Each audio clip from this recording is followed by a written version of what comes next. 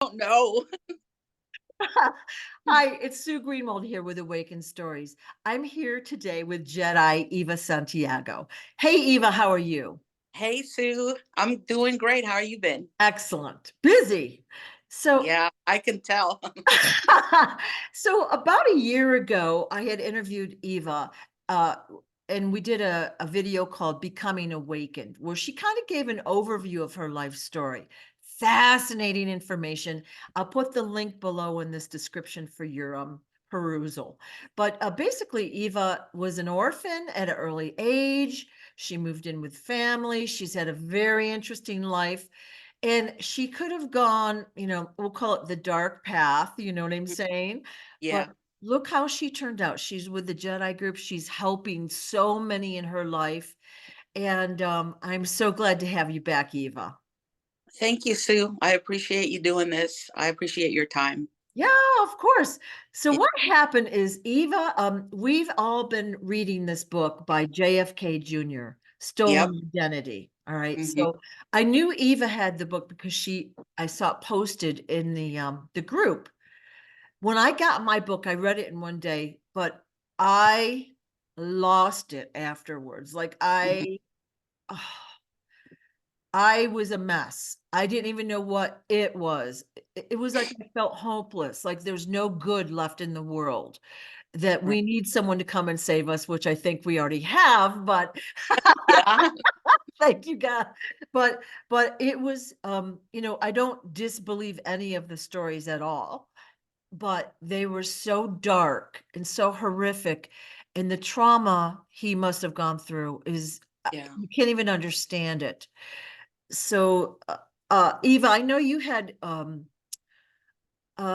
call it an unusual childhood, and Oh, yeah. there were some spots that we skipped in our first interview. So, do you want to kind of fill in whatever blanks you're comfortable with and let us know those stories? Sure.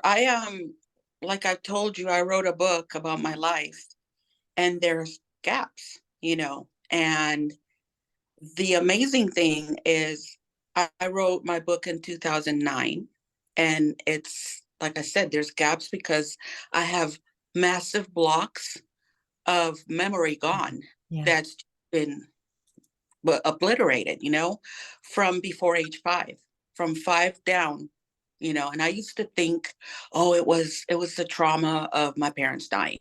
Okay, I got that. Right. But who in the world would have thought that I'm going to pick up JFK Jr.'s book and I start reading, and all of a sudden I'm paused because I'm like, in some parts of his childhood, verbatim is what I wrote in my own book about the part of my childhood in Colombia.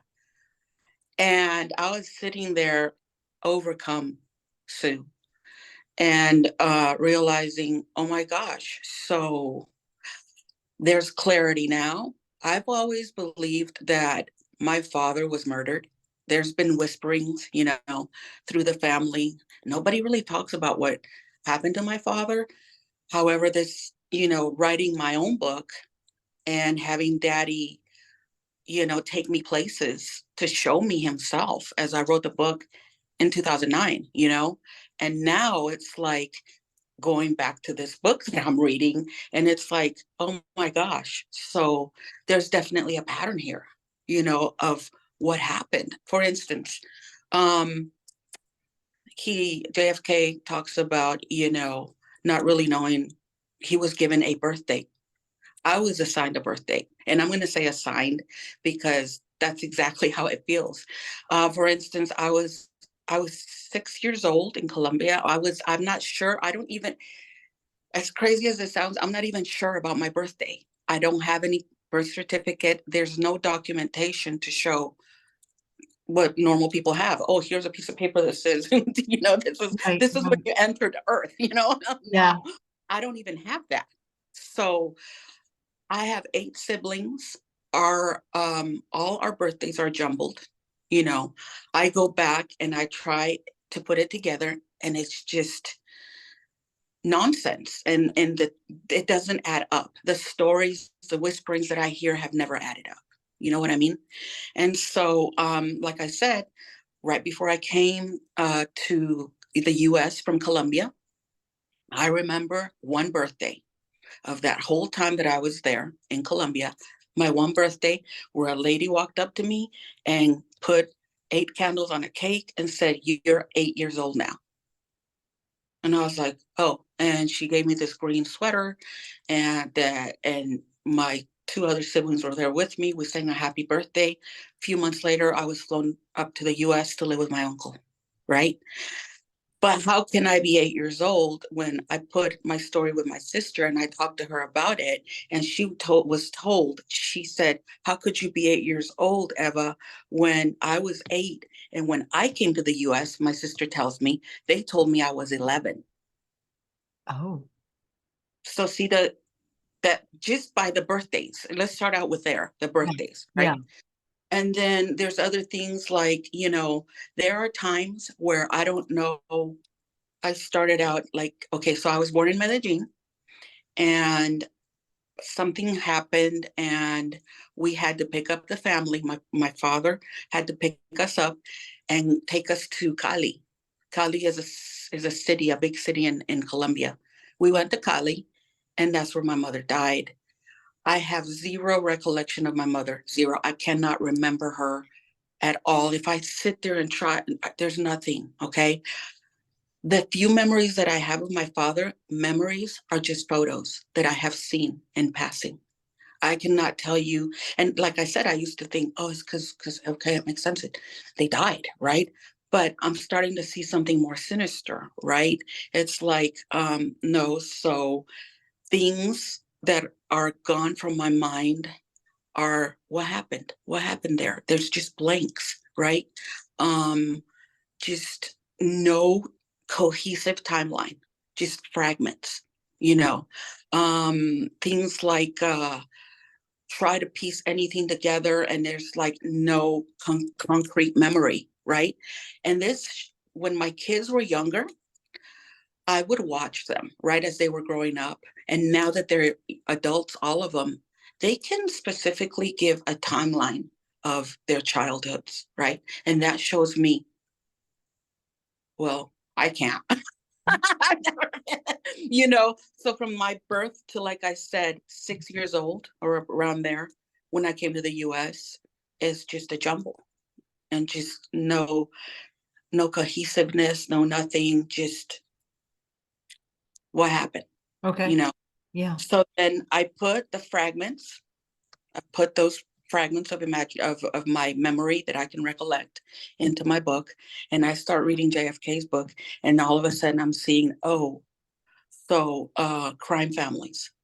What happened to my father? I don't know what happened to my father. How come nobody talks about him to me? You know, it was always very hush hush. There was always people coming and going out of my life. There were times where it's like, how in the hell did we start out in Cali and we ended up at my uncle Hugo's house? I don't know how I got there.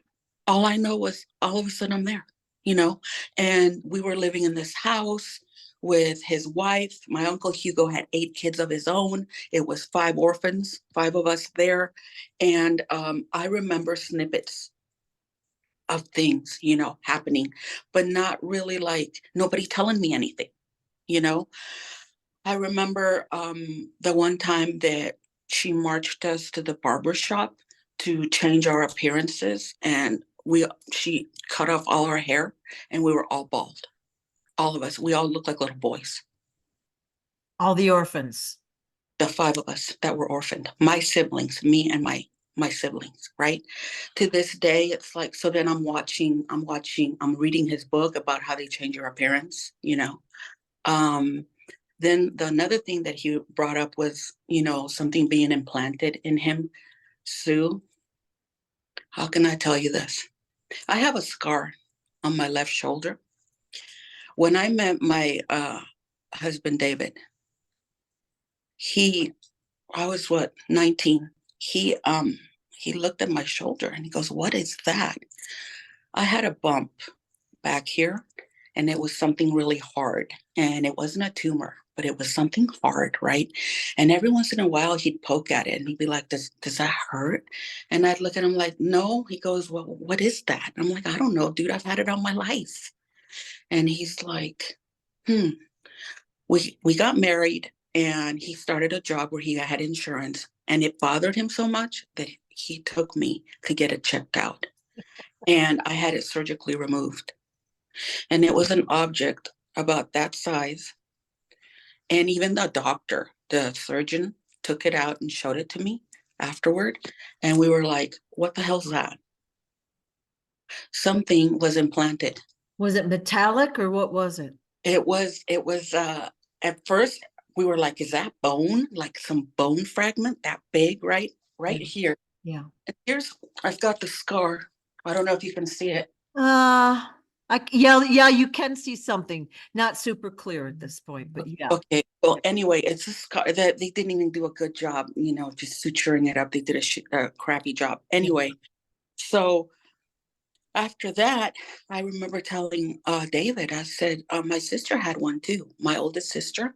I remember she had one in her abdomen.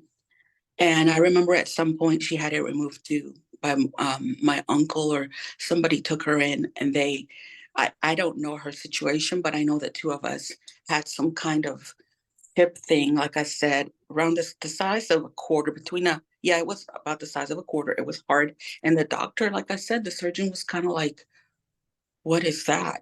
You know? And so that's odd. What is that? Well, I don't even know where that came from. You know what I mean? Yeah. Yeah. Then there's other things, for example, back to my book. Um, we were when we were okay, so my parents died. We go to Medellin. Medellin is awful. They kept us in this tiny room, half the size of this office of mine right here. It was always very dark. We weren't fed. Uh, we slept on a dirty floor, the five of us, and it was just this cubby hole of a room with a tiny window. And we were there a lot. And that was supposed to be my uncle and my aunt keeping us there, until we went to Bogota. In Bogota, we were sent to the house of this is what I'm told, the lawyer who was facilitating the paperwork to get us all our green cards and our papers to come up here. Right.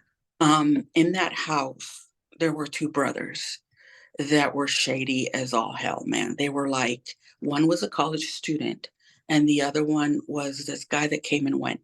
Came. So Mauricio was the college student, art major, and his brother Felipe was always coming and going. He would be gone for like weeks on end, and then he'd appear, right? And these two brothers would fight a lot when he would come back from wherever he was. They'd come back and have these huge fights, right? And as I was writing my book, I realized one day those fights were about me, right? And it was the one was sexually abusing me. Mauricio was sexually abusing me. Felipe, um, I know now for a fact, was trying to do something like, I don't know, possibly traffic me and my brother. He took us, he told us, me and him one day, me and my brother, Diego, he told us to get in his Jeep. And we went far away from the city, and Bogota's huge. Okay. We went far away from the city, and we're little, Sue. I'm this tiny little person. Okay. And he told us to get out of the Jeep. And we were like really nervous. I was like, well, get out. Okay. We got out of the Jeep, and he started driving away. He was going to leave us there.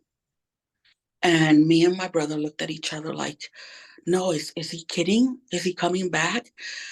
We took took running after him, and he kept speeding up and speeding up and speeding up. And this whole time we were trying to catch up with him. And then all of a sudden, I don't know what happened with this guy. He stopped, opened up the door, and he goes, get in. And we were crying. I mean, we were screaming. That's crazy, right? Yeah, you were out in the middle of nowhere. Yeah. He randomly dropped you off. Were there any other people there? Houses? No, it was more like a dump. Like he took us to a dump. Oh. And he was going to this day, it was like, I was terrified, terrified. Another instance was, I knew I was being groomed because the one brother, the pervert, he would give me gifts. He would single me out.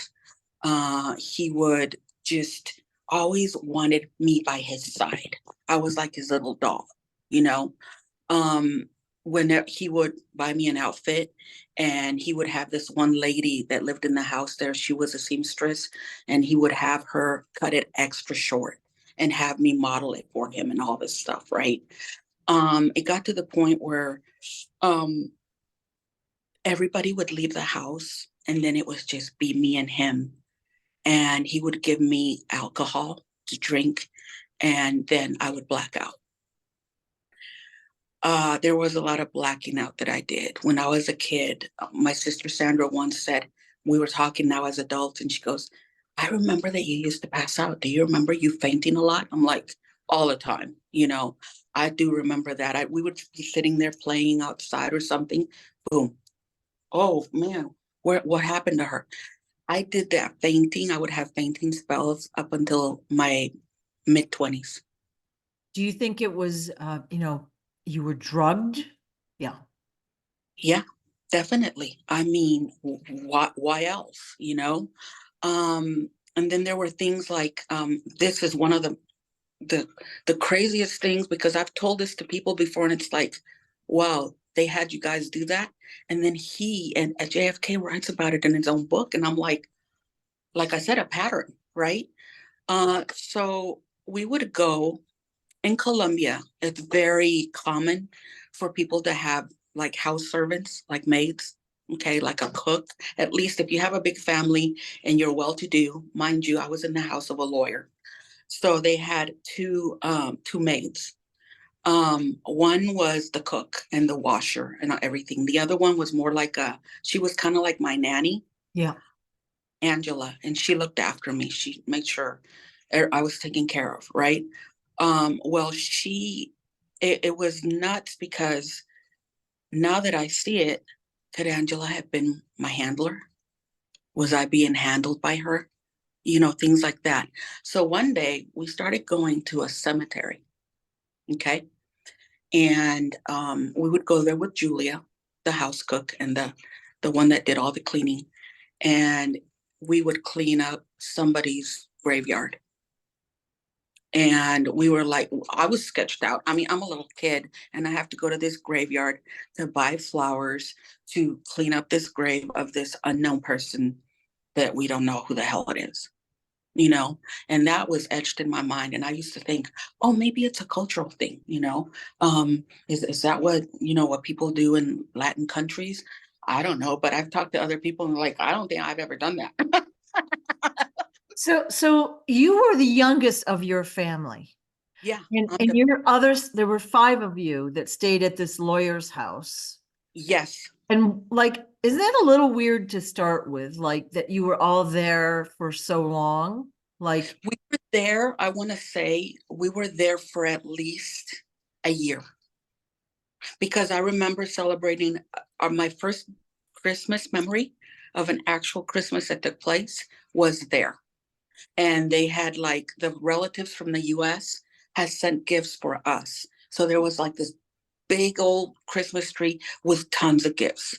And it was mostly for us because we were the five kids. Everybody else in the house was grown, you right, know. right. Another recollection of that house that I'm talking about, the lawyer's house, was my sister again. She asked me one time, hey, do you remember all the drive-by shootings? And I'm like, what? She goes, yeah, we'd be out there in the yard, in the front yard playing, and pa pa pa pa pa. It would start up as soon as it started, it would end, and we'd have to duck behind bushes or run in the house or something like that. And I was like, wow. But what I do remember, I don't remember and she said it was a daily thing, constant, you know. And but what I do remember was all the accidents or all the bloody people that came to the house. Okay. Now, could it have been the drive-bys? Could be. However, This road in front of the house was a major intersection, and there were always accidents happening at a people would just run a light, just run through it, and massive accidents would come through, right? And I remember seeing, like, I don't know, the worst one was this guy ran a red light on his motorcycle, and he came in shattered. I mean, they brought in body parts to this house. Okay. And I write about this in this book because it left such an impression in my young mind. I was little, right? And so after reading his book, I'm going, maybe those weren't accidents. Maybe they were actual people that got shot. Well, why would they bring him to a lawyer's house and not say a clinic, a hospital, a healer, blah, blah, blah, you know? Yeah, no, exactly. Here's the crazy part is what I would hear was, oh no, we're gonna, this was like the waiting spot until, the cops were called, the ambulances were called, this, that, and the other. Did we ever see anything, ambulances, cops, or anything? No. You see what I'm saying? It was just a chaos. It was just chaotic, one thing after another. Right. And so that's what happened in that house. Um, and then the craziest part was on my last day, we were gonna go to another house. It's like from house to house to house, people coming in and out. You don't know who they are. They're, half the time I was always like bewildered, confused, trying to be a kid, you know. Um, but on my last day of my stay in this house, that guy Mauricio that I told you about, um, he broke down and cried and wouldn't let me go. And one day I was talking to my sister Sandra, and she goes, "Hey, do you remember our last day at the Ramirez house, the lawyer's house?" I said, "Yeah." She goes, "What was up with that guy? He wouldn't let you go." I said, "Mauricio?" She goes, "Yeah." I said, "I don't know, dude." Well, putting the book together, as I grew up, I started remembering more. Daddy would help me. And now it was like, oh, yeah, okay. I was his little trophy. I was moving on, you know? There is so much that I've been protected from, Sue. So much. Like I told you, the movie Sound of Freedom hit hard and hit close Yeah. because, it was like, I would have been the candidate to have been trafficked. Because you couldn't be tracked, first of Exact all. Although you had some sort of a device in you, so maybe you could, but thing. And I don't know if we all had that, but I do know that it was my sister and I. yeah. We things. And maybe, yeah, maybe that's where it all started. And daddy intervened. And do you know the relief that I feel to see all of that, to be reading somebody's story and it's mirroring mine up to a point, my childhood, my youngest year, my formative years. Okay. And I'm like, I'm really um speechless. And I just go to daddy and just bask in his goodness. And Elena said it. She goes, "Mom, had that happened to you?" She goes, "I wouldn't be here." Yeah. Who is this benevolent source that I call daddy that said, "No, that one, you can't touch her. She's mine." And this is for all of us that have been through any stage of this, okay? Because it's horrific, you know? Um, so then looking back on everything, Sue, it's so disjointed. It's crazy. Like I said, I used to think, oh, well, that's the trauma of having lost my parents, Yeah, there's trauma there. However, there's a lot of things that were going on that I'm okay with not knowing. I mean, I'm here. It's good. I'm good. I have a good life. You know what I mean? But I've always known that if something surfaces, something like that from the past, is to heal it. Don't run from it. It's to heal it. You gotta because daddy's a benevolent being. It's for your good. It's never for anything but to further you along. I remember writing parts of my book and reading parts of his story, and I'm going, oh, okay, I'm not crazy. Okay, these our stories are so important because they are the bridge. Our stories are bridges, and they're all interconnecting all of us, and tell it however way you want to tell it, but tell it, Yeah. and don't be quiet anymore. What I had said to you before when we did the other video is, I listened to your life story. Now, we weren't going deep like we are today, deeper, And I'm okay. Yeah, exactly. but look how good you turned out. I mean, how else do you say that? You turned out beautifully. You have got a beautiful family that they're all solid citizens. They're Yeah, contributing to society.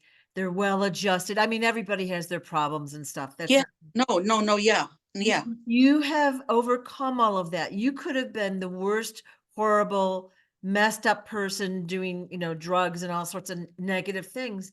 But look how beautiful you turned out. And you're here then to tell your story, which will trickle out and heal other people that hear it. Like, yeah. oh, so you can take a really ugly, rotten lemon and make lemonade out of it. Know what I Oh, mean? yeah. I'm telling you. I always like, and it's funny because the disjointed mess to this day, if I let it, it could mess with me if I let it. Mm. Cause sure, I mean, I hear people my age, and I hear other people, even my kids, right? And now that I'm a grandma, I see my grandkids growing up in such a wholesome way, and they're able to express and all of this. And that was another thing I remember. I remember not being able to ask questions. There were just things, and he alludes to that. You just know when what to say and what not to say. It's like something intrinsic in you, like, you just learn to watch your back a lot when you're a kid. Well, And that, you were empathic too, which so oh, helped you. Yeah. yeah, yeah. I was my oldest siblings would tease me and call me, the crybaby, La Llorona, because I was always crying. And I realized now it was like, oh, well, between passing out and crying, I had to channel something somehow, or you know what I mean, or go bananas. So you were the youngest, but were the other kids, do you think, were the other kids abused in any way? Oh yeah, yeah. I've asked my one sister. My oldest sister, she will be like, I don't, total denial. Like, I don't know what you're talking about, girl, but move it along. My middle sister, she told me one day, she goes, yeah, you know what?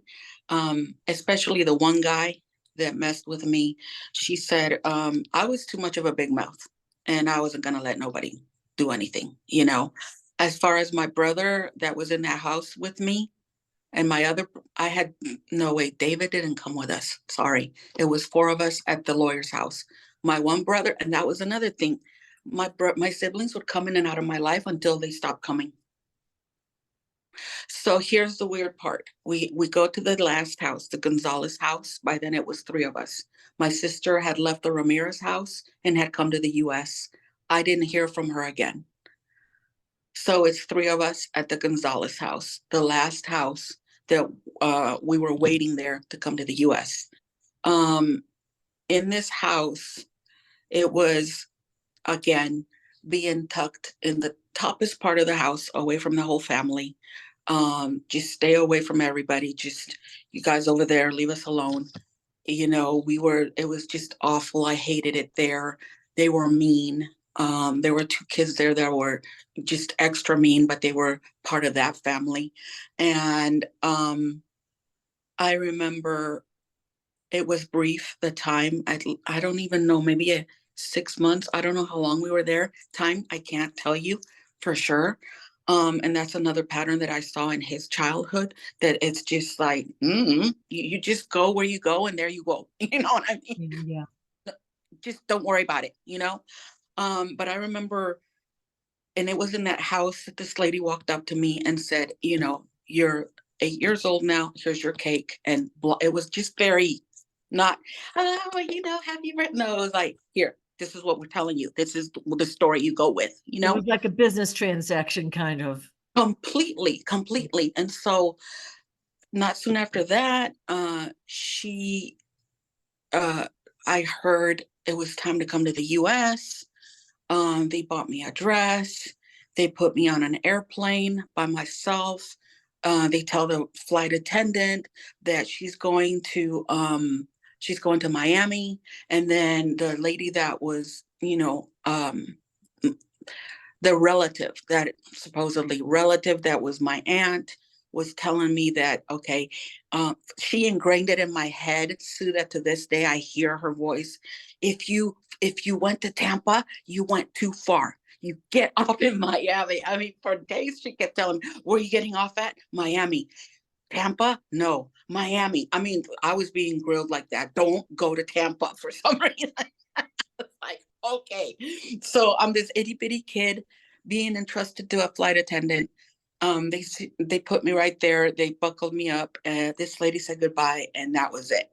Boom. The last night with my siblings in Colombia, we all cuddled together and we were crying our heads off. And we knew that was it, that we would never see each other again. Now, you tell me why we come up to the US, 5 of us, and the family, my father's side of the family, they did not encourage us to keep in touch. Not once. There were letters. I started receiving letters when I was in the 5th grade. I started receiving letters from my sister Sandra. They stopped coming. Then my brother Diego, who was at the same house, that two of us got sent to the same house in Chicago to an aunt. He one day as adults, he came to see me here in Vegas, and we're talking, and he's looking at me and he says, "Hey, I wrote you letters." And I said, "No, Sandra wrote me letters. Sandra and I used to write." She goes, "Nope." I said, "I never got one of your letters, dude." He goes, "What?"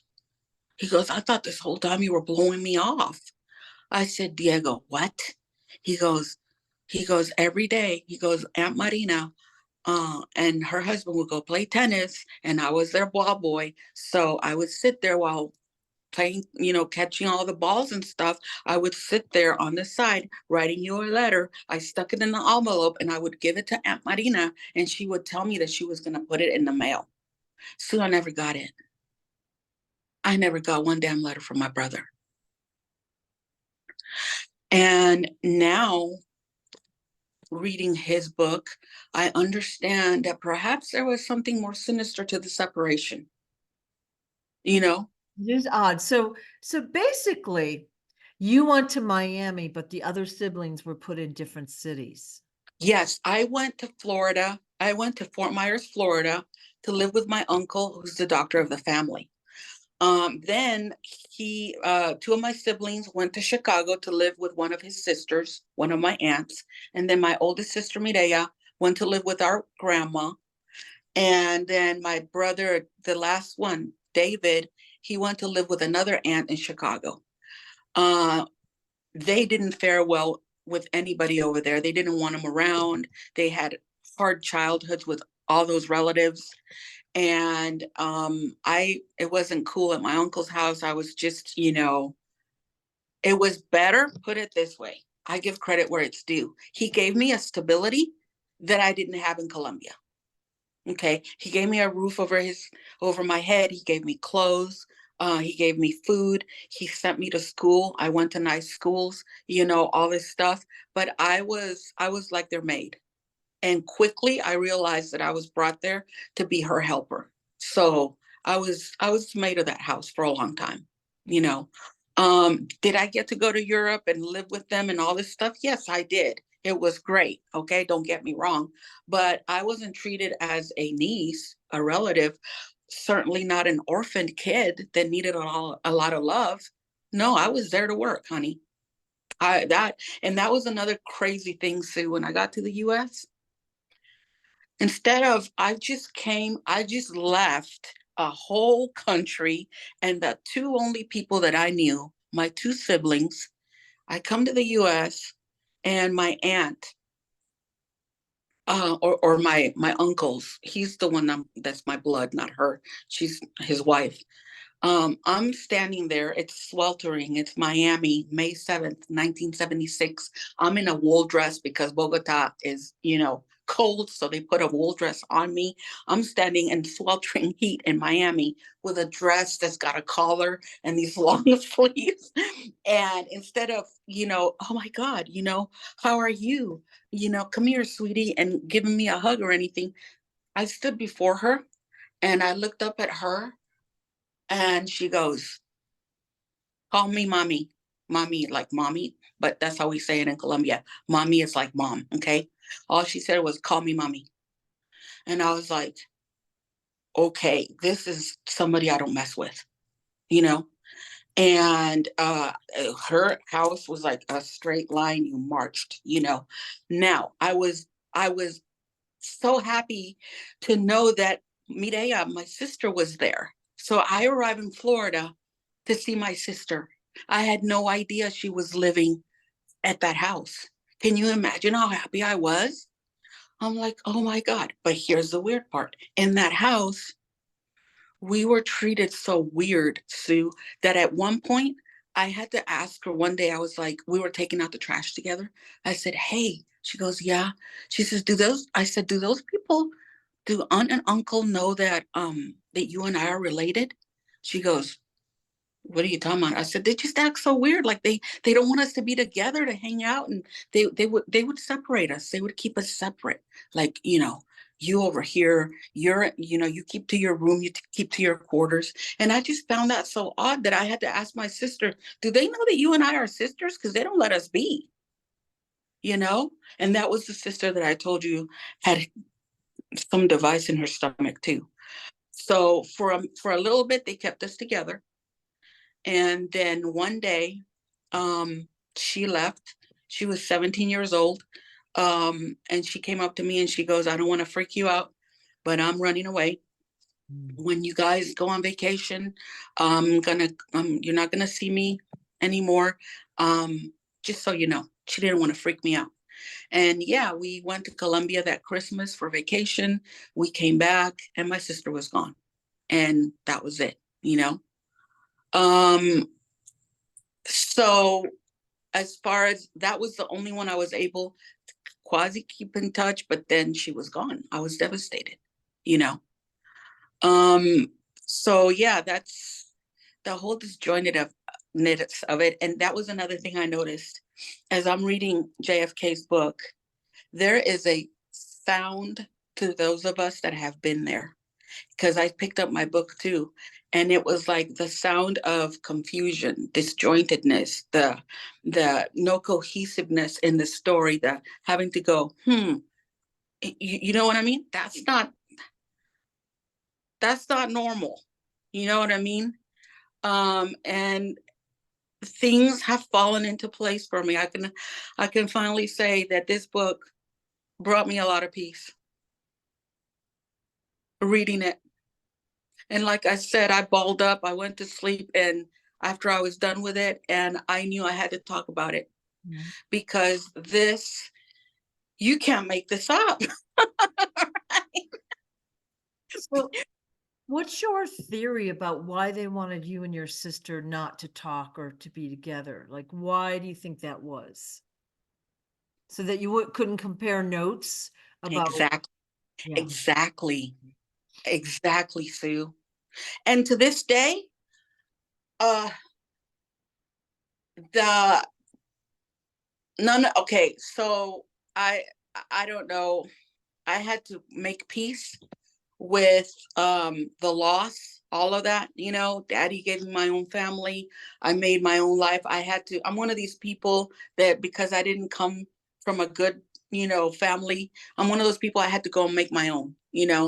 Right. But I feel like I oh I had a dream.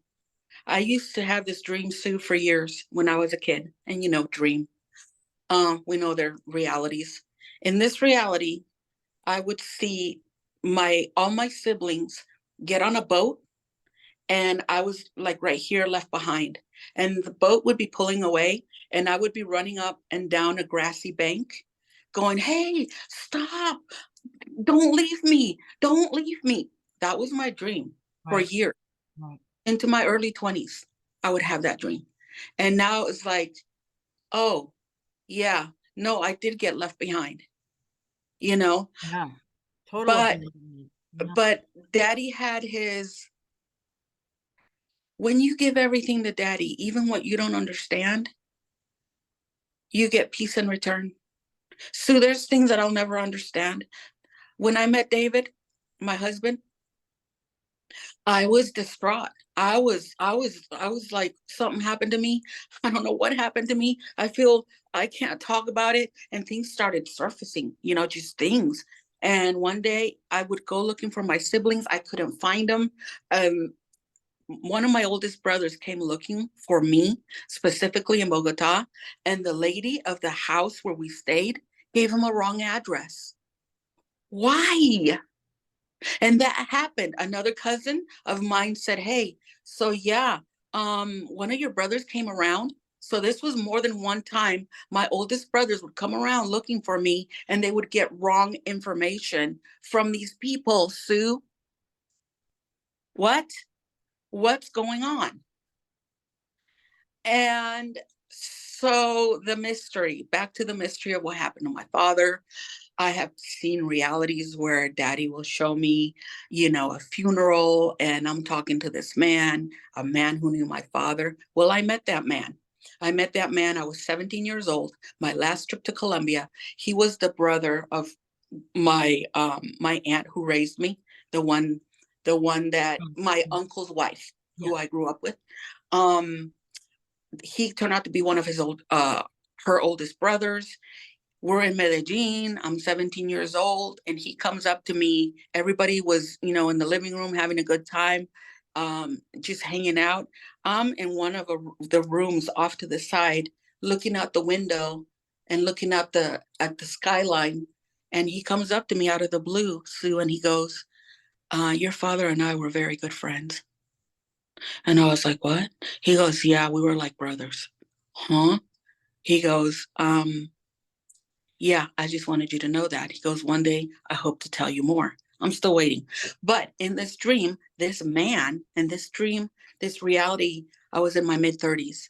And in this reality, this man that I talked to when I was 17 was distraught because he came to me and he said, "I was supposed to have taken care of you, and I didn't. And I'm sorry." And I woke up. And to this day, you know, So, like I said, so, daddy has helped me connect so many of the dots to make it make some kind of sense. There's still a lot more that I'm like, Yeah. Yeah. So do you think maybe your dad was murdered and so they kind of like shuffled you around from home to home to keep you safe? Was it benevolent or were they doing whatever they were doing for their own purposes or a combination? Sue, I'm telling you, you hit it on the nail because of the fact, okay, I'm one of these, I've always questioned, and I have 1,000 questions, and people get pissed off at my questions because I don't accept it. I don't accept whatever you're telling me because it sounds like bullshit. I remember going, okay, so I was able to spend some time with my grandma, my abuelita, but she couldn't tell me much. She was under like a gag order, it seemed. because she would talk to me about her life, this, that, and the other, but I could tell she wanted to tell me about my father. I would come around her when I was a teenager, and one time she gave me a tiny little black and white picture of him, and she goes, "Here, keep that." And I was like, okay. And I kept it for years. I lost it in all the moving, but Abuelita gave me this, right? And then it was like, okay, cool. But I couldn't ask her, and she couldn't tell me, Sue. And I could tell that she wanted to. You see what I'm saying? It was like, but it was like, and writing the book, I was like, was Abuelita under some kind of gag order to not be able to tell me? Yeah, oh, you know what? And she would give me snippets of my father. Oh, he was so handsome, and he was the life of the party, and he was a storyteller. But real things of like what happened, nothing, nothing, right? And I was like, okay, so I thought, okay, so what happened to my father? Okay, so if it was a natural death, let's say he got sick and died, because that's what happened to my mother. My mother was sick, and after a while, she died. Okay, I got that. But we don't talk about my father. Nothing is said of my father. When I would come around, everybody, if they had been talking about my father, like the relatives in Colombia, it was always like, oh, it was always hush hush, right? And then one day I was talking to my sister Sandra, and I was like, do you think he was killed? And she goes, I wouldn't doubt it.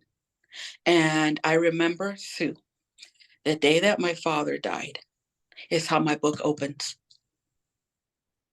And that is a day that I never forgot.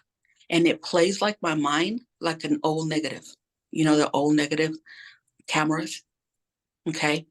And I remember it as I'm talking to you. It plays in my mind when I talk about it. I remember that day clear as day. Now, in Spanish, there's different ways. And what I remember was the way my brother came in, my oldest brother came in, hollering at the top of his lungs, mataron a papá. Not papá se murió, papá murió, mataron a papá. Mataron a papá means dad's been killed. Okay? And I was like, not dad died, not nothing, not there's been an accident, mataron a papá. And when I brought that up to my sister, she was like, you're right. You're absolutely right. Yeah, no, why would it have been said like that? You know? And hence the hush hushness of it, the family not talking about him to me, you know? And so I had to put all that aside. And when I was coming from Colombia, the last day there on the airplane, I was mentally like, like the best way I can picture it, I was mentally clicking windows and shutting them because I knew none of this was going to be explained to me. For some reason, like you said, I was an empath. I already knew that none of this was going to be resolved where I was going. And I really didn't know where I was going. I was just put on a plane to go to XYZ place, make sure it wasn't Tampa.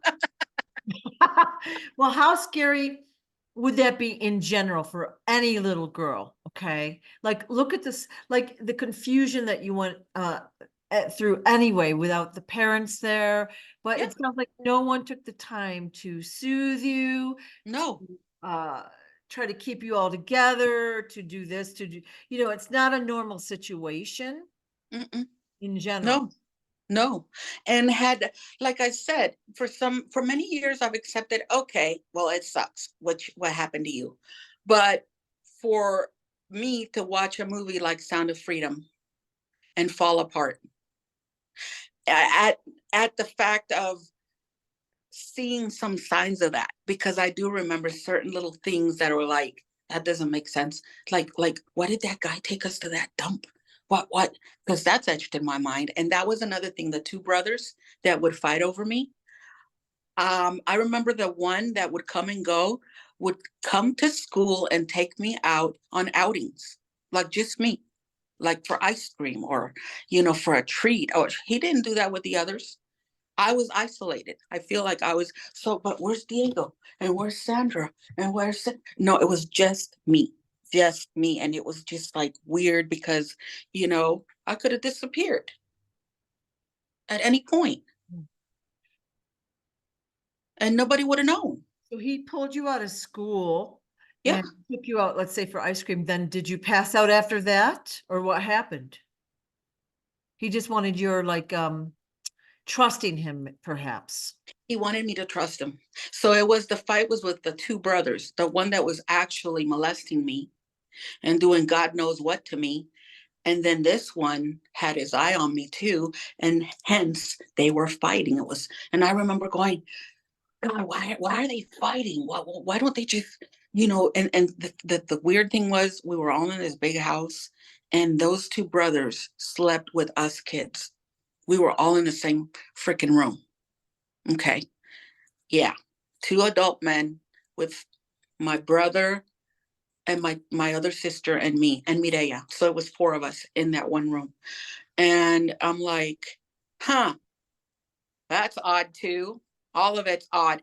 And I'm the only one of my 8 siblings that has actually written a book to try to make sense of it and my experience and faced it enough to go, okay, I can talk about it. I know it's crazy. I know it's, but I'd rather be able to talk about it. My sister, who's early 60s now, my oldest sister, a few years ago, she told me that she was just mourning the death of our parents, Sue. I'm like, oh, no, okay, I'm sorry, but I did that in my 20s. There was no closure. Okay. Another thing, we weren't taken to the funerals of our parents. When they died, that was it. We were not allowed to go there at all. It was like, um, things like that are, how come that's not in my recollection, right? So if you are not allowed to see that, then there's no closure, right? Right. You don't.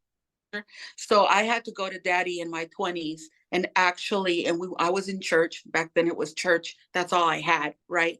But I remember going to a healing and literally I had to cry and bury my parents on the altar of this one church. And I fell apart. And there was this one lady there helping me and everything. And it was so beautiful. But because for a long time, my parents were like two ghosts, one here and one there following me around. And it was heavy. And my life, I was just, you couldn't tell. See, another thing was I learned to just smile and grin and bear it, yeah, because that's what they told me to do, don't question, don't worry about it. Everything's good. And I was in my early 20s, I started falling apart. Like something's wrong. Something doesn't add up. And so I started growing spiritually and letting daddy in. And then all of a sudden he's starting to show me things. And like I said, I always go back for what? To heal. He didn't want me reliving that. It was to heal it, to finally say, okay, I might not understand everything, but you know what? I'm here. Like, because when I was in Destin last, and there was a dream I had, and I told Smarty about it and everything. And he goes, that lady in that dream was you, by the way. And I was like, oh, and it wasn't a good dream.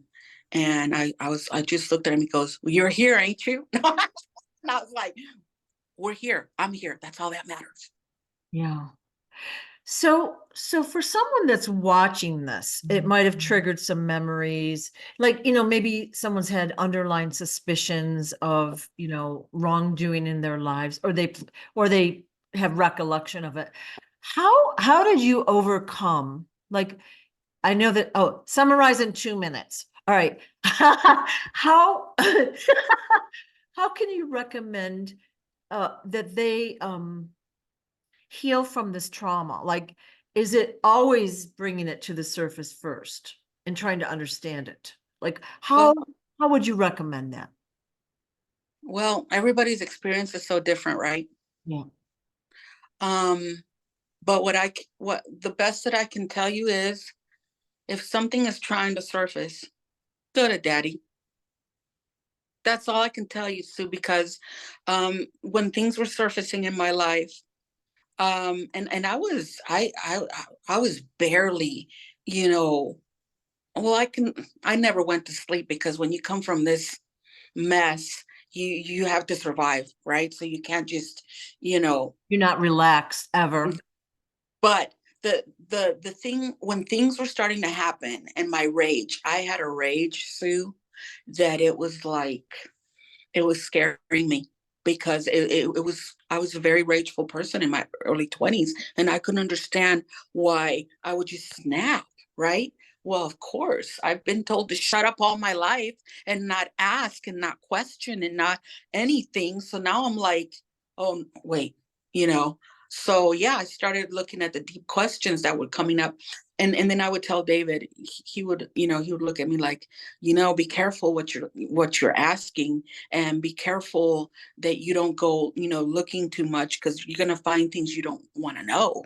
And I took that, and that can be helpful too, because if you don't have daddy and his assistance and guiding you through that process, then you're not ready for that, obviously. And I feel like that's what he was trying to tell me. But as I evolved, and as I started to grow spiritually, heck yeah, things were brought up to my recollection, and I had to run. I was going to run to daddy every single time, you know. um there was, there were times when I was writing my own book where I would have to literally, and my kids remember this to this day, and they were younger, I would have to literally pull away from the computer, from the keyboard, and go lay in a fetal position in my bed and cry it out. And of course, because I had kids, they were like, "It's okay, Mama." They were just so loving to me, and just loving me and healing me through my kids, Sue. You know, they knew Mama went through some stuff, but she's also brave enough to heal it. Because I don't want this visiting my kids. I didn't want this to come up, and I didn't want any of that. I was done with the secrets. I think some of us are the most lied to people ever, you know. And my kids will tell you, no, there were no secrets with mom and dad. You know, growing up, it wasn't what, you know, they were very open with us. They told us what needed to be said, you know. I found David went through some awfully bad stuff too. You know, we did trauma bond because of my background, his background, you know. But look at what daddy turned it into. Yeah. And I know you didn't even want to have kids because you didn't feel. No, yeah, no. I was that scared of the whole thing, you know, Yeah. and we can't function out of fear. That's a trap too, you know. Yeah. But had I listened to the dark voices that wanted to keep me bound, that wanted not for me to flourish and have a great life, you know, um, then what? I would just be this miserable person right now, just still trying to figure out what happened to me, you know. Mm. And I understood, like, so I understood early on in my life the power of story. And that's why I'm a storyteller. That's why I write. That's why I decided exploring writing early on in my life, because Sue, it literally has saved my life so Right. many times. It's a way for you to pour your emotions out in a healthy way, right? And Yeah, you don't even necessarily have to write about your experience, no, but it gives you a creative outlet. absolutely, absolutely. And the one thing that I want to say, the biggest takeaway from this reading of this book, um, just, you know, let daddy, let daddy show you. Let daddy guide you and lead you, because this JFK book is so powerful on so many levels, Yeah. you know, that I was compelled. I was like, after I was done and I felt good, you know, all of that stuff, I'm going, how in the world, Sue, like I said at the beginning, how in the world did I publish a book in 2009, and what, we're 2024, and I read this man's book, the dots, like Smarty's saying, all the people are showing up. We're That's right. all rising up. And here we are. You know, what an exciting time to be alive. Now is not the time to cower in a corner or hide in the shadows. I did enough hiding in the shadows to last me lifetimes. So I know that, like my son, one time my son came up to me, he was like 10, 12, and he goes, Mama, you're not going to die. And I said, what? I had already known that for a while, that this was it. Before Smarty, I knew that this was the last cycle, that we were not going anywhere, all that stuff. I meet Smarty and he's like, yeah, no, this is the last cycle. I went, right? Holy, Yeah. Yeah. right? Yeah. And now it's like, okay, people, it's game on. It's time to tell our stories. Okay. It's time to go, hey, you know what? That happened. Face it. Go to daddy as much as you need to.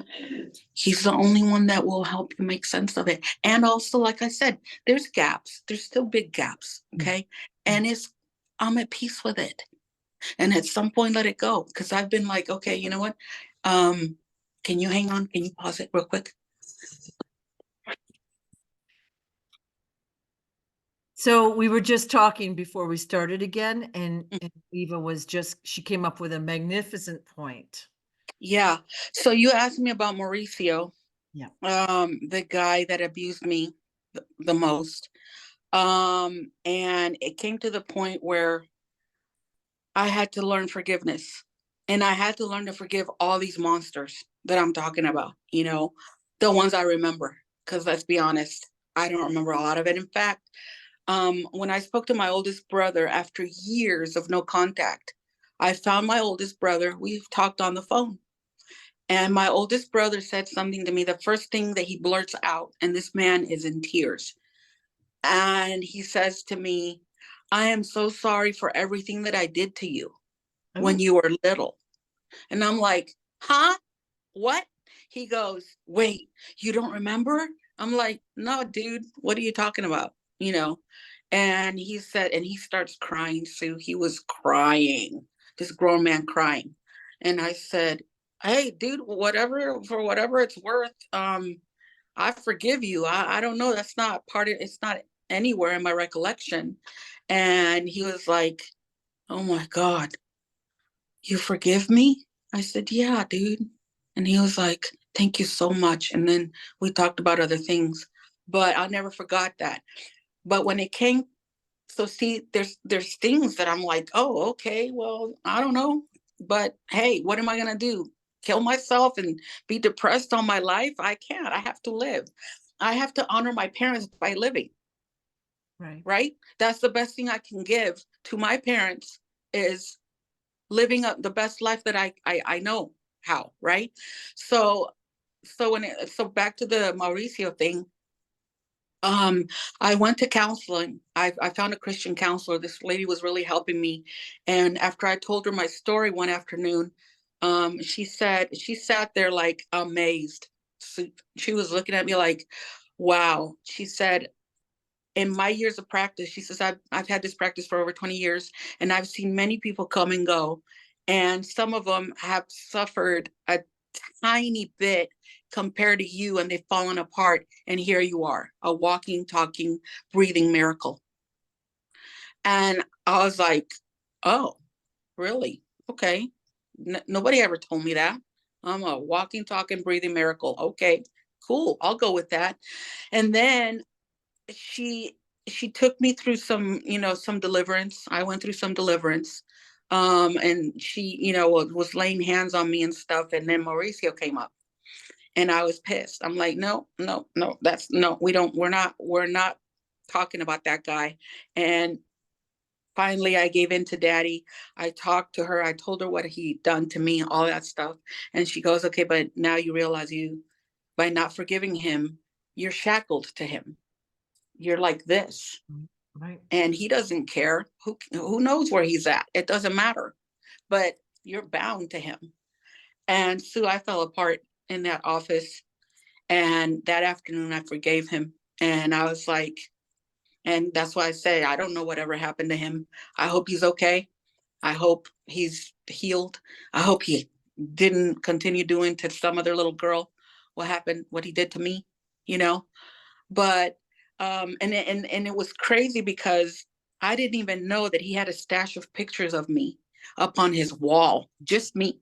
He was a photographer, and I was his subject, and not in a good way. And my brother Diego came to see me a few years ago here in Vegas. No, when my kids were little, like really little, and he was passing through, and he came to see me. And just before he left, he walks up to me and he says, "Hey, do you remember all those pictures he would take of you?"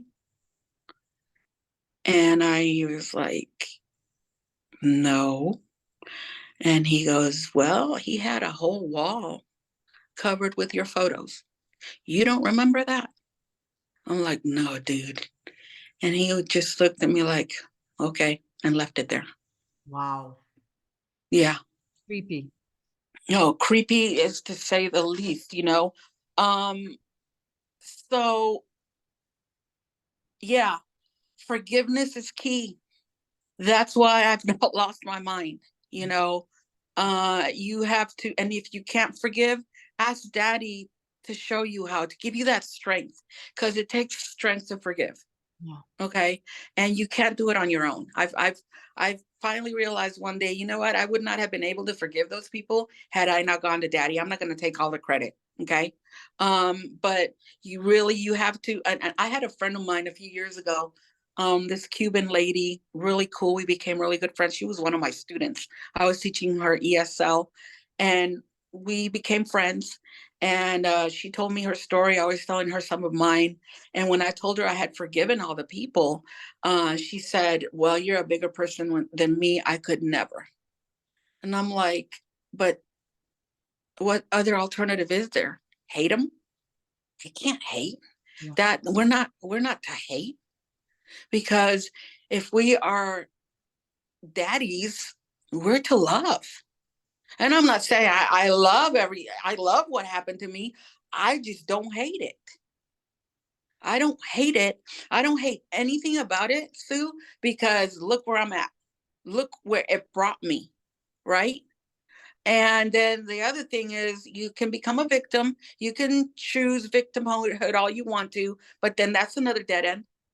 How many people are victims? Because, and I had my counselor, the same counselor that told me what I told you. Uh, she told me that. She said, you could never be a victim. You've got too much going for you. What are you doing? If you don't forgive, and if you are a victim, you will never move forward in your life. It's No. always going to hold you back. And you're always going to, even though you don't maybe think about the person or the event, it's going to hold you back. Yeah. And you were able to forgive. So my next question would have been how to forgive. Like, you've had a horrific experience, what to do? You ask for help. Hmm. Show me, give me clarity, help me. And you do it over and over and over and Yeah. over. And Yeah. a lot of times I would do an energetic thing as well, is to send them love and light, and Yes. ask them for forgiveness of you, for any part you might have had in it as well. Now, you were just a little girl, you had no clue, but just to clear the energy of it up. You know what I'm saying? Yeah. Because holding on to that doesn't do anyone any good. You're alive, you're healthy, you're happy, you have a great family, you've made the best out of a life that could have been a mess, and Hmm. you had a great life. I did. And I mean, how else do you explain, just, and what I'm trying to say is, I've seen my siblings. They're like, for instance, this past Christmas, they all went together to Colombia. And I did not go. I chose not to go. I was invited. But Sue, I left all that behind years ago. Yeah. Yeah. I don't need to go and put flowers at the graves of our parents. I don't. That's sad. When I go back to Colombia, it will be with my kids to celebrate us, Yeah. celebrate our lives, not, oh, our parents died. Yeah. I'm so sorry that you're still there. And it was crazy because I was following the whole story on Facebook, and these are my oldest siblings. And I was doing work for them, like a mofo. Okay. I was wanting them. I put all their pictures. I ran them through the crystalline generator and everything. And I was telling Elena knew what was going on. She goes, Mom, that's why you couldn't go on that trip. Because being down there, you would not have been as helpful as you are up here tagging everybody and doing all this. Right. So I was not meant to be there. My Right. sister was upset. She was clearly like, but that's not my tribe. I understood years ago that I wasn't so much as left behind as removed because daddy had another plan.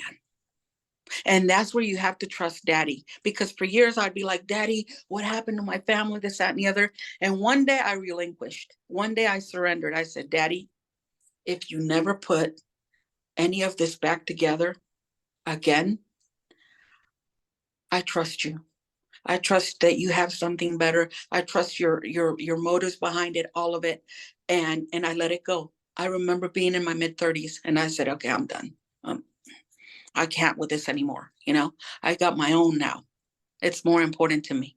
Doesn't mean I don't love my siblings. Oh, I don't know them. I was taken and sent somewhere else and I don't know them. Right. And now I want to know them. I want them to see me now, not the baby they left behind. Right. And that's all they see as a baby. Right. And I get frustrated. I've talked to some of them and they still see me as a 2-year-old, which is where time froze for all of us after our father died. And, all I remember is my father's tears. I remember he would go soon after my mother died. He would go out and stay out. And he would come back drunk and I would be hiding behind the door.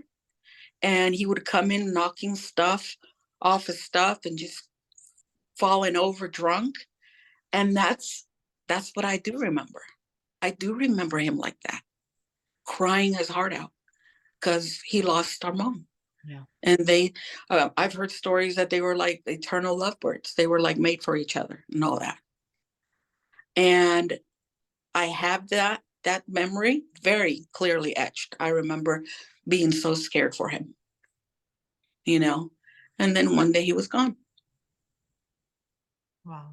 It's so sad. It's such a sad story. Yeah, I mean, but Yeah. it's like I said, it feels like another life. I had another life, and this is me, this is me now. I didn't let that define me. I didn't let that follow me into what daddy had for me. And this is where I always want to encourage people, do not let that past that you cannot change define you. There's so much more. My sister, I ran into her. I was going to get married. She comes back and all my siblings have come and gone through our adulthoods, but nobody stayed.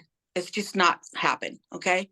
And she came to see me right before I got married and all this stuff. And she was so convinced that she was going to end up in a wheelchair like our mom.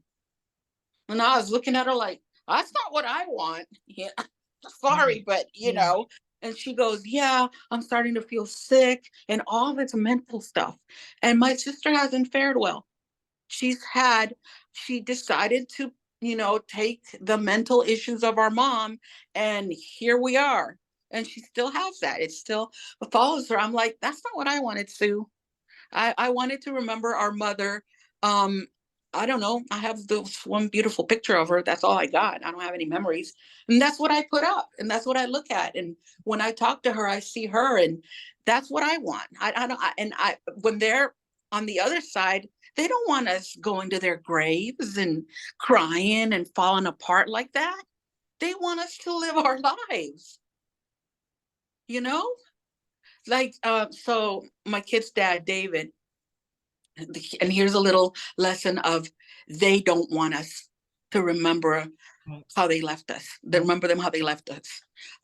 So I don't know. I was feeling like melancholy this past summer, and I was thinking about him, about David, and I went by his old house. It's close to Elena's. It's 10 minutes from Elena's house, and his place was gone, gone, like not there anymore. And I remember it was a hot July day. And I looked up and I'm like, that beats all. And he goes, I'm not there anymore. Get out of here. Don't ever come back here and don't remember me like this. And I went, gotcha. Wow. Gotcha. Okay. We're not doing them any service, but I don't want to remember my mother that she was sick and couldn't hold me. I don't want to remember. I don't want. I don't. I feel like they don't want that for us. Right. You know, they're still here. They're very much here. Matter of fact, my mother. I think I did a testimony with the pyramid. I put her picture on there, and it was her birthday this past October. I always remember both of their birthdays. And I put her picture on there, and she started talking to me. And Sue was like, she said, I've always been here. I've been wanting to talk to you, but you're so sad. You're so sad, and you don't talk to me.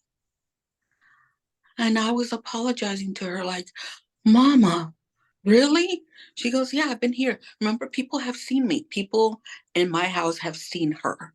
And I haven't seen her. I've not even a glimpse. And she's like, stop being sad. I'm here. I've always been here. And I wept. I cried. But you got to open yourself up to that, you know? Right. You can't be so caught up in the, well, you're not here. She goes, I'm telling you, as David, as much as you see David and he shows up, I do too. Right. Your sadness, our you know, our grief, our all of that will block you from Wow. that, Yeah. you know? And I just want to celebrate anymore, Sue. Well, you are a great inspiration to others in many ways. And I'm sure that you're going to be digging deeper into this as time goes on. Maybe not consciously, but it comes, Yeah, it can be healed.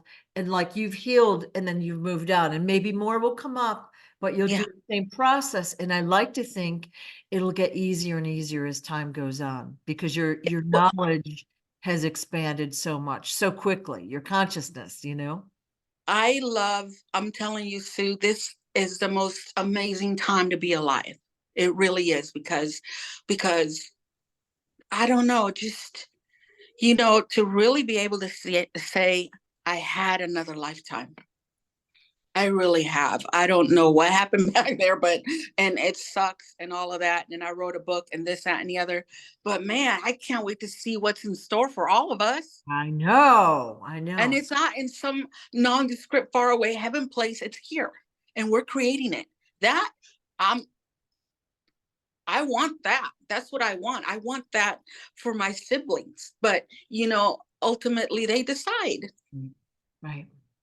We all decide. They're more stuck in the material world. They don't Yeah. realize, like your sister is in a habitual thought uh pattern. Like she observed your mother, and that's how she thinks it's supposed to be. Genetically, oh, that's Mm-mm. how, we are, blah, blah, blah, whatever the thought is. But that's so not true. You Yeah. create your own experience. Absolutely. We are we are masterminds. It's just that they didn't want us to, know that little Right, secret about us. right. You know, I came here to leave a mark, and come to find out, oh my God, we're not going anywhere. Yeah. That's exciting to me. You know, I love this place, and Yeah, we get to change it. yeah. Oh my gosh. It's gonna be so cool. Oh my God, Sue. We got to get together again. Definitely, I was gonna come up and visit, and that kind of fell apart. I don't even know what happened, but we No, honey, get I know. together. I know. I make plans all the time, and it's like Daddy's like, yeah, okay. So show us the cover of your book and tell us a little bit about your book. I know we had done this a year or so ago, but Yeah. yeah. Okay. So this is my first book. I'm working on releasing the second one that's totally different. But this is as clear gets, a conversation with the past. It's kind of a lengthy book. Yeah, it's a big book. However, it is what it is. I had a lot to say because people have asked, oh my God, that's a long book. It's like, hey, I got this story I had to tell. I had to get it out somehow, you know? Um, I would love for at least the part of my childhood, I would love to make that into a movie one day, you know, to really give homage to my parents, to let them go, to let them see, hey, you know what? You know, we're all good here, you know, Mm. it's going to be okay. Yeah. Um, but like I said, Sue, I never thought that I would publish a book and then read an account like John F. Kennedy Jr.'s and go, wow, like, like a validation I think, yeah, go ahead. that I'm sorry. that daddy would use that account to bring it back home and validate that. To me, that right there is a mind blower. Daddy's validation. So I was on a video with Smarty, let's say 2 days ago, and I talked about the book, The Arcturian Anthology. Fabulous Mm-hmm. book. So I'm reading. There's a chapter on Jesus. I open it up and I go, activation, right? And like goosebumps, the whole thing. But isn't it beautiful when that happens? It's happened to me so many times with books, or somebody will say something and it's like, it lights you up Yeah, and you know that you're on the right track and you're learning, you're putting those pieces together. You don't even know why, but it's for the next step. it How is. beautiful is that? It is for the next step. And I'm telling you, I was so compelled. And I was like, man, I would love to sit down and talk with this guy, you know? Well, that was actually my next question. So JFK Jr., stolen identity, gone through every trauma you could even imagine. And he doesn't have his memories either. It's only snippets, but crazy shit. Crazy. So if you could sit in the room with him today, if he walked in as he is today, like what would you say? Like what would the conversation be like?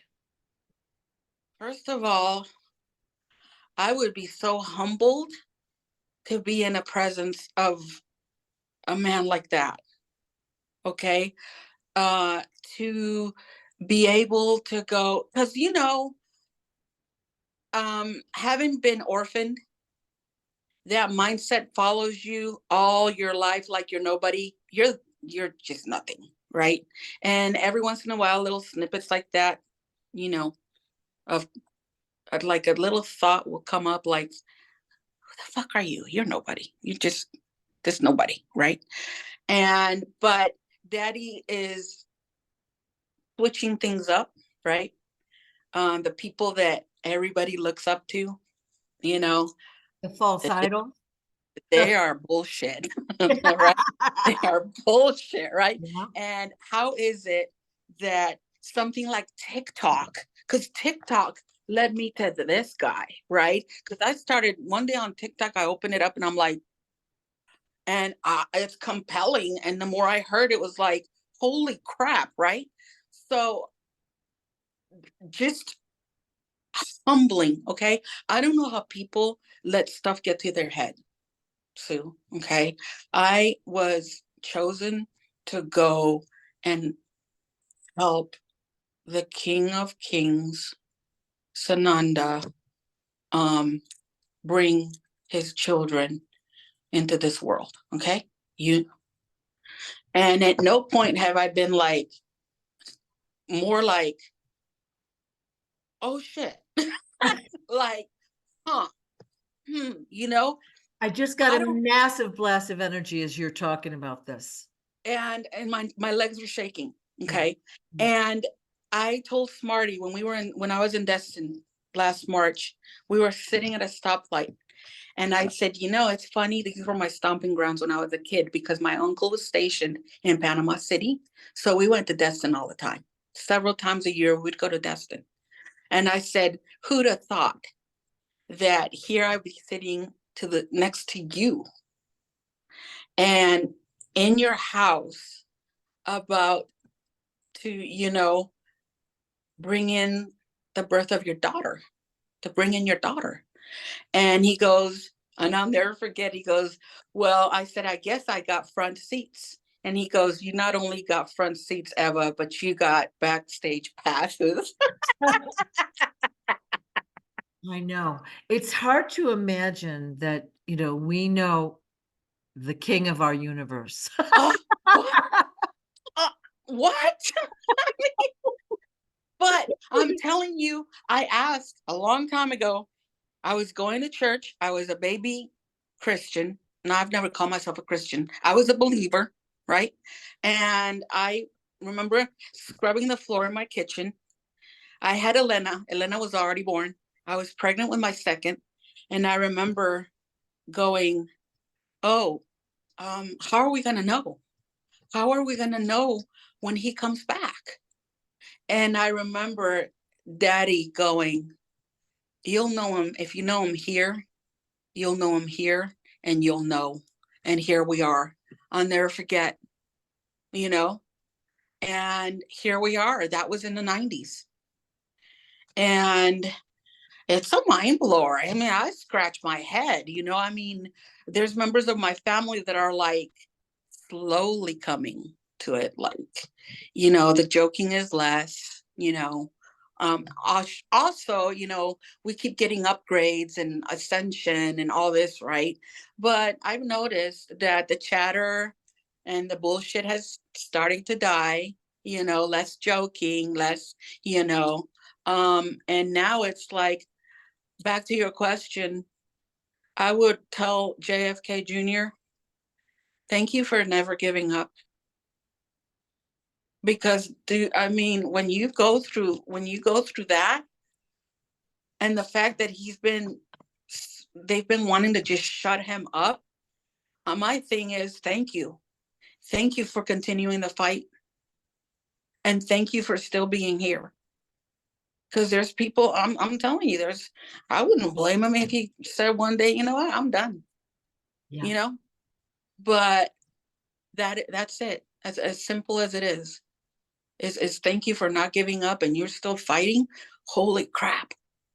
It's unbelievable. And the amount of distasteful stuff, murders, Oh, it's just you can't even imagine what he's been through. and to put it into a book, and everything takes courage, but to talk about it, like I told you earlier this morning, I almost didn't want to talk about it. I'm like, Daddy, it's in a book, it's out there. And Daddy was like, no, let's talk about it. I'm like, okay. Well, But because it's going to help somebody down the road. We don't know who yet. So absolutely, absolutely. And I know it feels nuts, and what but the truth of the matter is what Daddy wanted. And here it is, Daddy. yeah, I love you. checked off the list. What's next? Yeah, but JFK Jr., like I know he has a big part in bringing all this out to the public eye. You know what I Complete. mean? Like this story, like people, some people have an inkling that things in government or whatever aren't as they have seen, but when they read this story or hear about it, it's going to blow their minds, and they're going I to see feel like, how entrenched crime and murder and faking the public, and it's all about money, greed, power, control, how that has affected everyone's life here. yeah. Robin, And not only that, but Sue, I never really was a Q follower or a MAGA follower or any of that stuff. I didn't buy into it because I just didn't. However, there were some little things that would have dropped by Q and all that still ring true. right. Um, and that was the one quote, the ending is not for everybody. I always go back to that. People are really going to be shocked. I mean, from when they shut us down to now, and the massive amount of things that are being exposed, and then he comes on the scene, like, you know you can stay blissfully ignorant, or you can wake up. You know what I mean? I met this lady, she's a business partner of Ronald's, and nice lady. Just and she's an investor. She works with a lot of people, knows a lot of people, well connected, right? And I've had the opportunity to have dinner with her several times. And when the conversation turns a certain way, because these are the days we're living in, people, and eventually things start surfacing, and you say snippets, she literally, I something was brought up, and I started talking about some of these conspiracy theories, and she literally did one of these. And this is an educated woman. She did one of these. No, no, no, no, no. Please, Eva, don't. This you're really cool, and I really like you. And she was laughing nervously, and I totally backed off. And I just looked at her. I hugged her, and of course, I had my wand and everything. I was doing work, but I'm like, cool, but you're gonna get hit with it anyway. Yeah. Do you want a battering ram? Because that's what's coming at you. Yeah, it's better to take it in little doses. Like, that's the way I learned. I heard something 20 years ago. Oh no, that's not true. Of course it was. And And then here I we are. hear it again. I hear it again. I see evidence, and then I hear something different. And now I'm like, I'm very open to listening. I may or may not believe it, but then I see what's going on out there. So, hmm yikes, hmm it's scary stuff. One last thing, I've been sharing some of this with Ronald even, and he even said something, and when things are brought up and I share them, and somebody adds like a piece to the puzzle, I love that. Because when I told him about us being disconnected, they're not allowing us to keep together, all of that stuff. Ronald was the one that said, were you guys maybe put into like a witness protection program kind of thing? Because that would make sense. That don't let these kids stay together, don't let them talk, don't let them any of that. And I was like, oh my gosh, that's a possibility, you Yeah. know. And then just yeah, things are coming up, things are being connected finally for me. Mm. And one day we'll really know. One day we'll all be in that stadium that Smarty was talking about when I was there, and we'll be shown everything. As for now, I don't have anything to worry about. That's true. I mean, you could test for different ideas and like try to figure it out. And that's Yeah. kind of fun, but sometimes it's like it doesn't matter. Like, really, No, does the past really matter? Yes and no. Interesting, you learn from it, but you can't dwell on it, no. you And know? you can't let it define you. You Yeah. can't. Yeah. Because I mean, like I said, that's another lifetime. I'm not even that anymore. I'm not there. Yeah. But sad that people function like that. That's not what I wanted. Mm. Yeah. So yeah, Wow. Well, I am so happy for you. thank you. You have helped, you have and will help so many. Like, you probably don't even understand how what you do, your actions ripple out and affect Mhm. so many around you, your family, like all the things that you do. I know you're doing quite a bit of healing work now too, but Yeah, everything you've done has been for the betterment of those around you as well as yourself.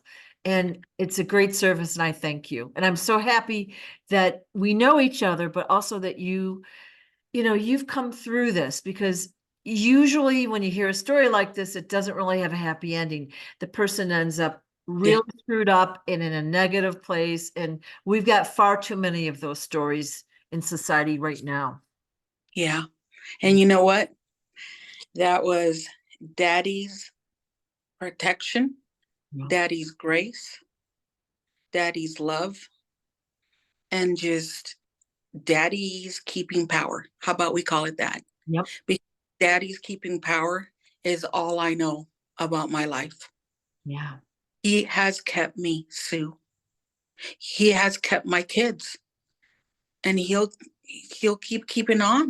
Right. You just let him. That's it. In a nutshell, what this can be about is daddy's keeping power. Right. Yeah, that's it. Oh, That's all I got to say. all right. Well, I am so grateful for your time and for you passing on your story. And I'm so sorry for what you've had to go through. Hey, hey, it's all in the past. Thank you so much, Eva. We'll talk to you soon. Yes, Sue, take care. You Bye, soon. everybody. Bye-bye.